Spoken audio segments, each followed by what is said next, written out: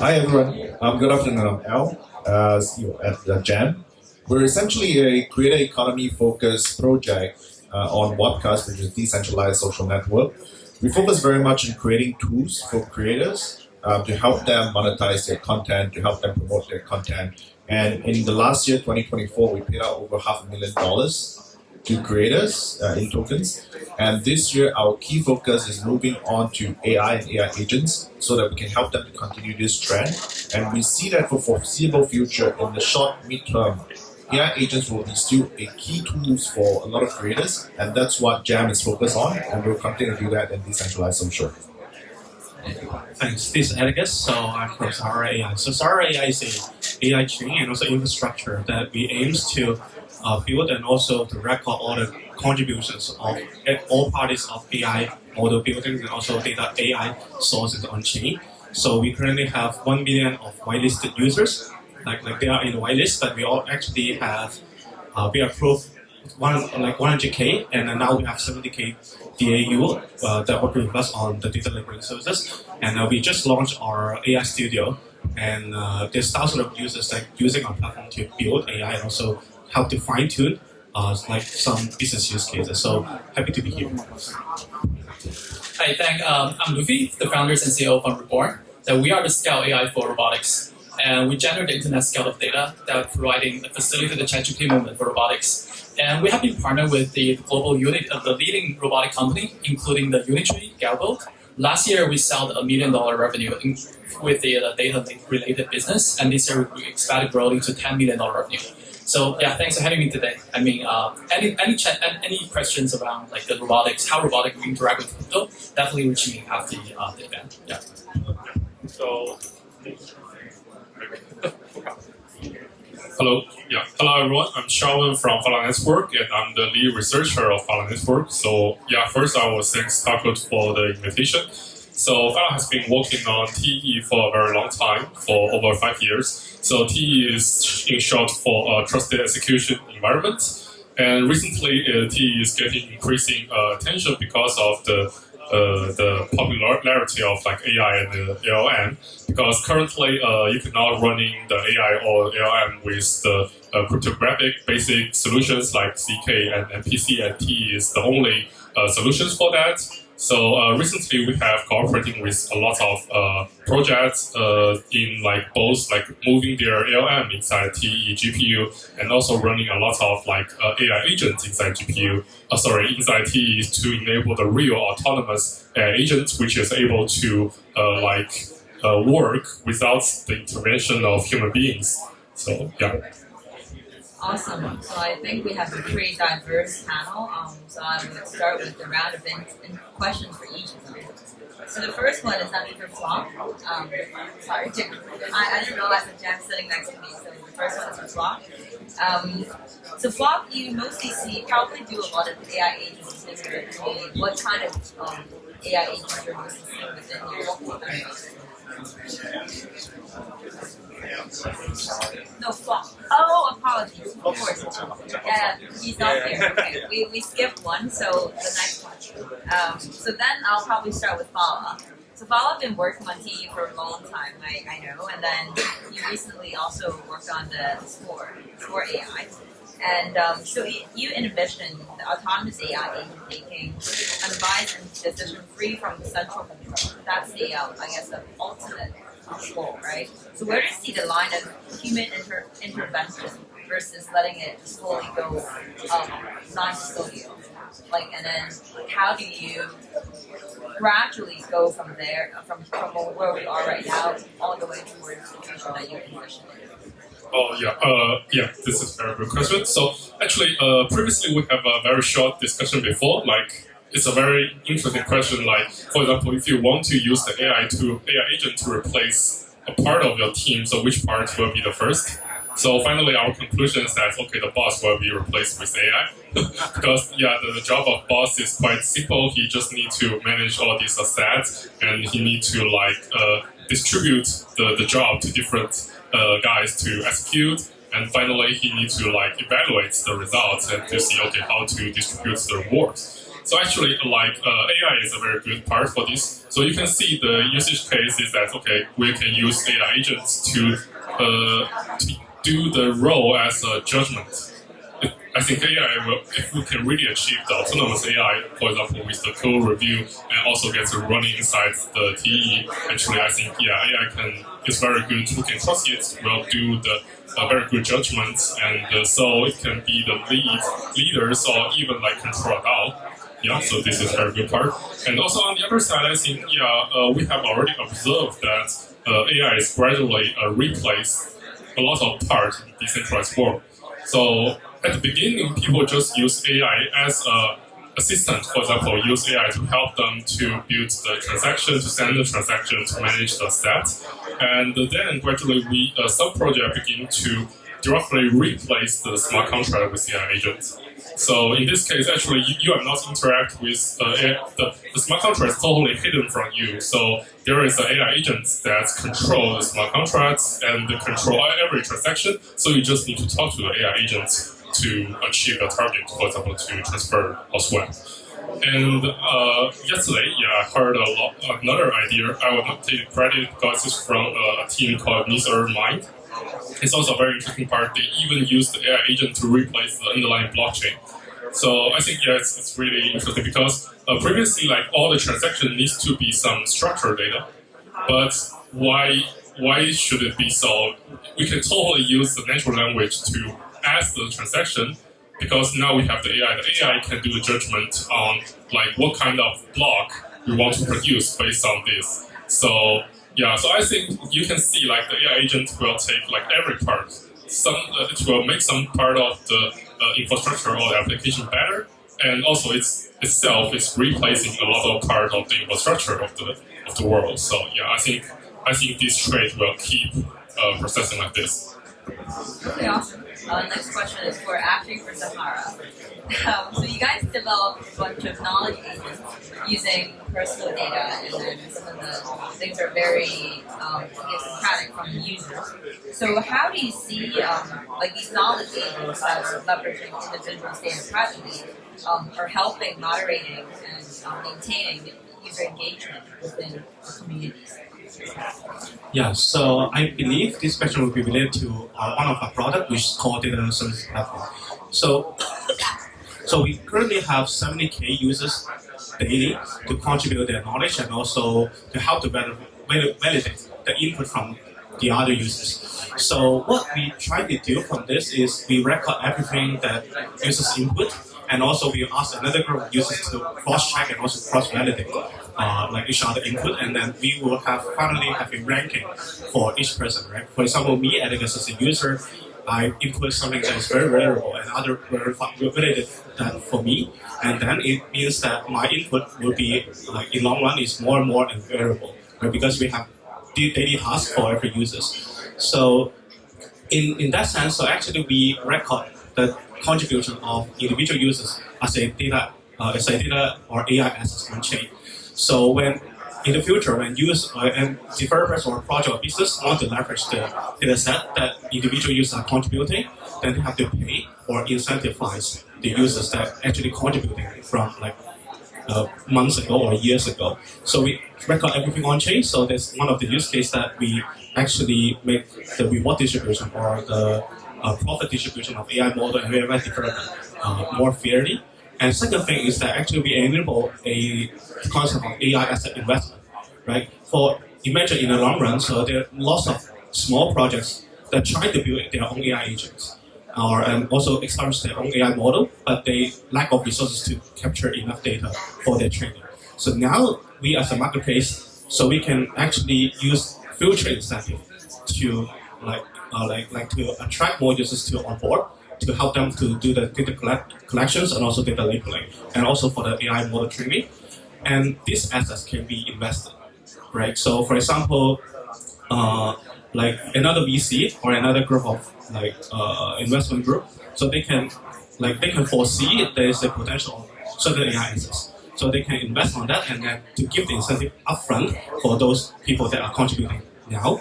and they can earn from the futures when the model is getting better or when the data set is getting better. So we say, so I would say AI, like Sahara AI, is trying to build a platform to record the transaction and also the investment on chain, and then to make the AI growth is more fair. Because currently a lot of AI models, like for example OpenAI, actually they don't give much credit to the one or to the data source that they are using. But now we are trying to make it more on-chain and more transparent. Thank you. Next question from Jiang. So I think starting from this year, you're already planning to have the AI agent on social media networks to reply and post freely, autonomously by themselves. Fast forward a few years, how do you envision a fully decentralized social media platform that is coexisted by humans and agents? How would that work?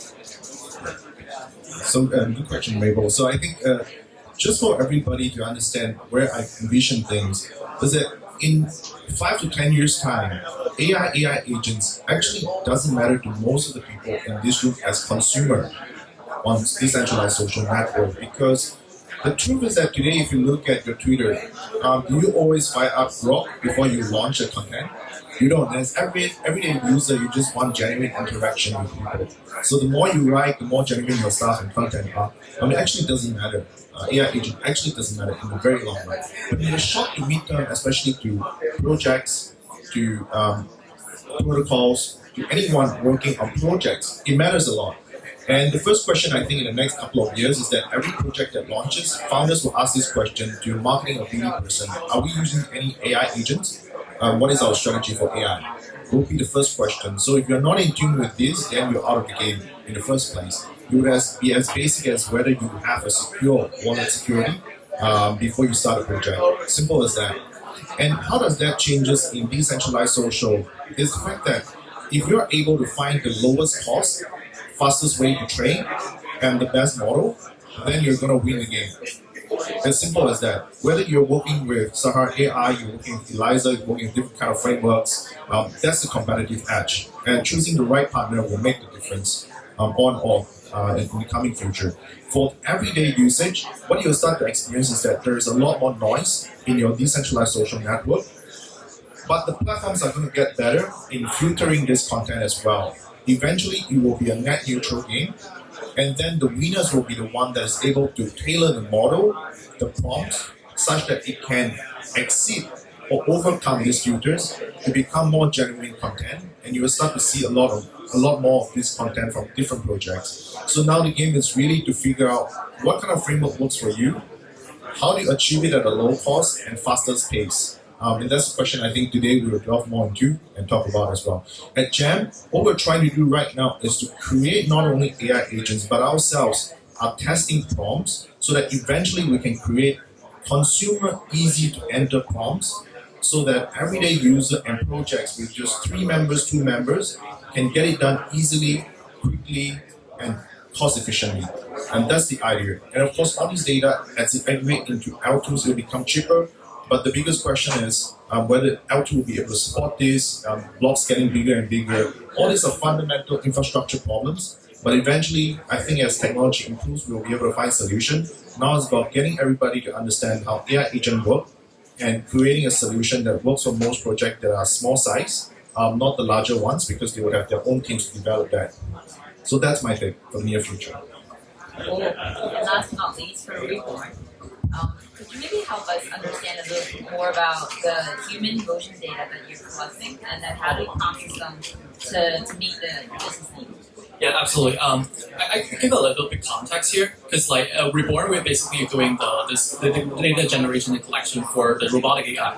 I think a lot of people here may not be that familiar with the robotic AI, but right now it is a super hot topic. The way you can think about it is that actually, for example, a lot of the audience here, if you have been familiar with the Chinese New Year, the gala show, the unit should basically bring about a humanoid and do the dancing with the actor and actress. So right now the whole field is accelerating so fast, right? A lot of you may probably really familiar with using the ChatGPT, right? Anthropic, or any DeepSeek models in your daily life. But right now, that only focuses on the text, videos, and images part. The robotic industry haven't reached its ChatGPT moment yet. So right now, the whole robotic industry is quite like progress slowly, and the way that limit the whole robotic industry is because of the data. So right now, the whole, like for example, the ChatGPT, they could easily scrape the data from the whole internet. The internet is permissionless. They could like easily write the Python script to script the whole like the website, Reddit post to train the foundation models. However, the robotic doesn't got internet, right? You don't have like internet scale of the data to train the foundation model. So that is exactly the problem solving that right now Reborn are targeting. And we provide a hardware and software solution that everyone, you can think about it as a kind of a smart wearables. You can wear the hardware, and every time you for example, you do the outdoors activity, you do runnings, it generates the data. And we use that our algorithm to kind of reconstruct your human pose, and we collect that data to train our foundation models in robotic industry. Yeah, you can think about it as, the status quo is the large company, for example, Tesla, OpenAI, they are all training their foundation model for robotics. But the way they did that is pretty centralized. They build factories in Mexico, the United States, in some like the big states, and they hire like 1,000 volunteers working at the same time at the same place. That's the centralized solution means. So we believe here, like we all love crypto, the decentralized solution can actually win in terms of the efficiency, like compared with the centralized solution, such that everyone who owns the hardware, who use the hardware, can contribute the data at any time, anywhere you like. So you can think, we believe that the evolution of the whole robotic industry pretty much like the evolution of the self-driving car, because essentially the robots were just like the natural extension of the self-driving car. The way they train, like if you actually come to California or like some states in the United States, you probably have taken that experience, the Waymo or Tesla, right? The self-driving is super smart. The way Tesla did it is that instead of they hire engineers writing like tons of code case by case, they put cameras on the Tesla car, right? Each Tesla car become a data collection machine, right? Such that every time you drive, if you own the Tesla car, you can actually make the Tesla foundation model smarter and smarter. Every time you use it, you just make the model smarter. That would be exactly the playbook for robotics.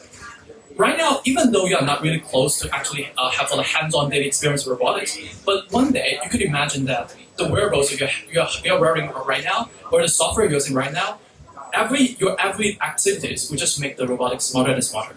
I think that is the mission for Reborn and also for all the startups in this field.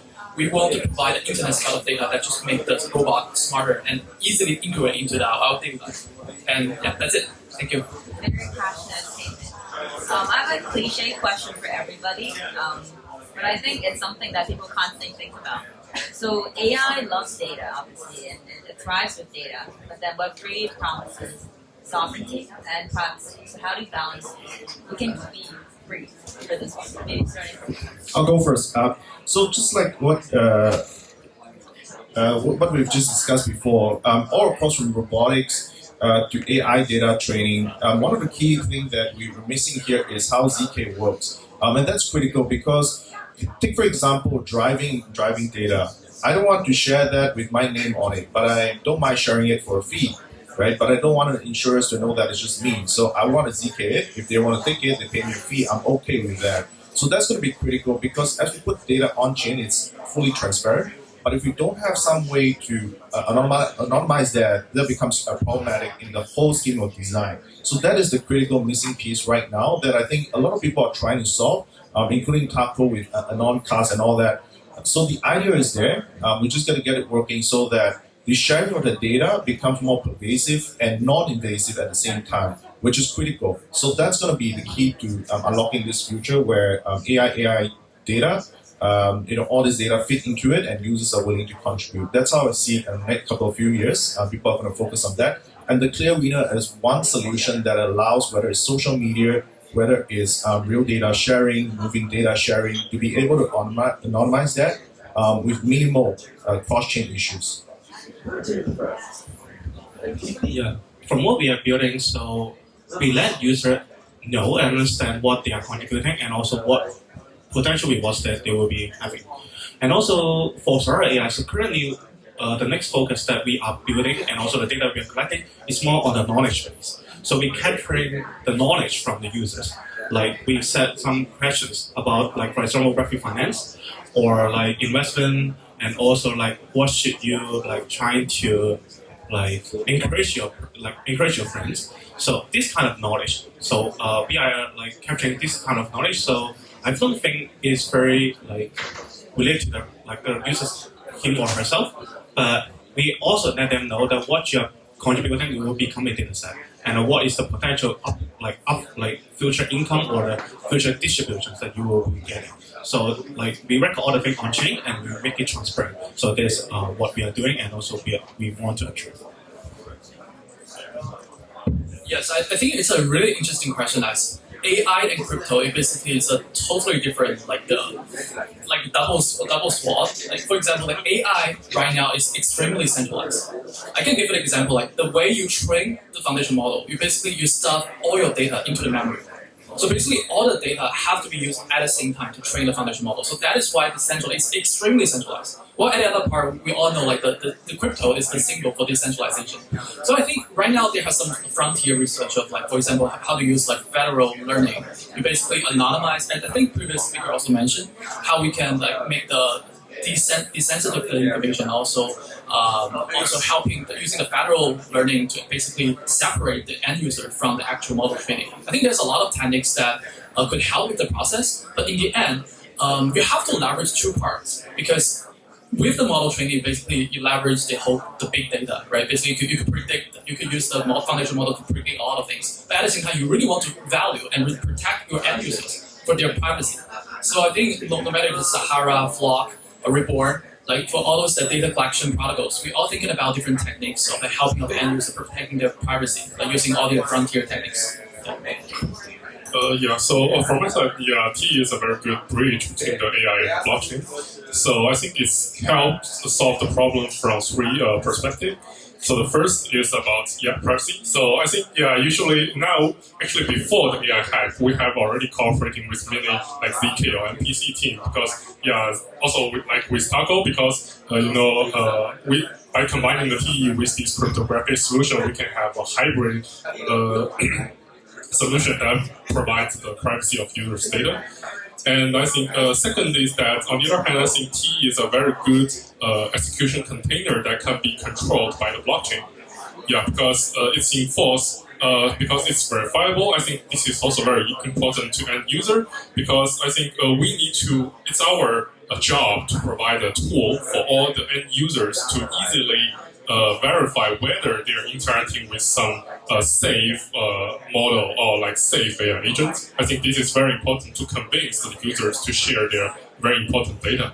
So for the third part is the enforcement of the execution. So for example, if you have coded the AI agent or like gets the LLM running inside the TE itself, then you cannot change it anymore. I think this is very important, also very important to convince the users, because they know there won't be some unexpected like injected of new program logic that steal the data.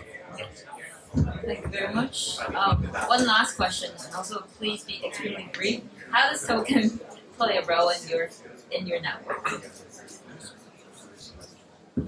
From our side, actually, I think the FAR token usage is very simple. So on one hand, it's incentivized tokens for all these communities that share the computing power with us. So also as the hardware holder, actually they need to stake FAR as a security deposit to ensure they do not they are well behaved in the ecosystem. And on the other hand, our users, they need to pay or stake FAR to use our computing service. So it's very simple. The token for Reborn is basically for revenue sharing. Like the Reborn project right now generates $10 million revenue each year for the data business. So we basically use crypto to incentivize all the users participating into this ecosystem. Yeah, for Sahara, so the token is for incentivize the users and also for the investment of data, AI data and also AI models. Jam token makes all the creators in our community wealthier, essentially by increasing utility of these tokens. That's it. Awesome. Thank you very much, everyone. I appreciate the participation. Thanks, Ed.